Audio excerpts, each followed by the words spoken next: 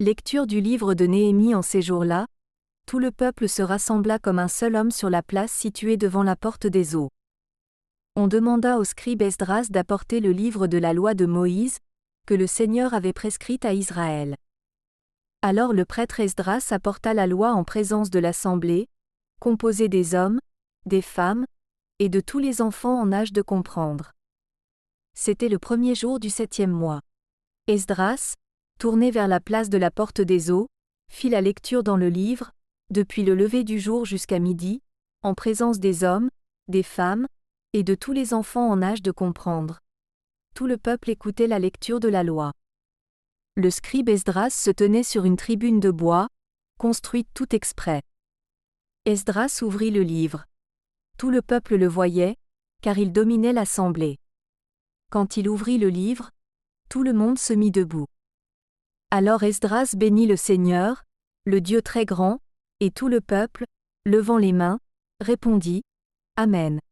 Amen. » Puis ils s'inclinèrent et se prosternèrent devant le Seigneur, le visage contre terre. Les Lévites expliquaient la loi au peuple, pendant que le peuple demeurait debout sur place. Esdras lisait un passage dans le livre de la loi de Dieu, puis les Lévites traduisaient, donnaient le sens, et l'on pouvait comprendre. Néhémie le gouverneur, Esdras qui était prêtre et scribe, et les Lévites qui donnaient les explications, dirent à tout le peuple : Ce jour est consacré au Seigneur votre Dieu. Ne prenez pas le deuil, ne pleurez pas. Car ils pleuraient tous en entendant les paroles de la loi.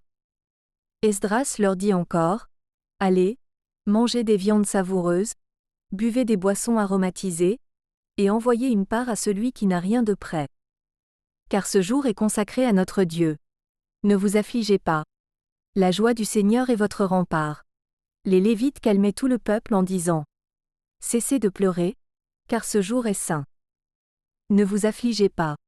Puis tout le peuple se dispersa pour aller manger, boire, envoyer des parts à ceux qui n'avaient rien de prêt, et se livrer à de grandes réjouissances. En effet, ils avaient compris les paroles qu'on leur avait fait entendre. Paroles du Seigneur.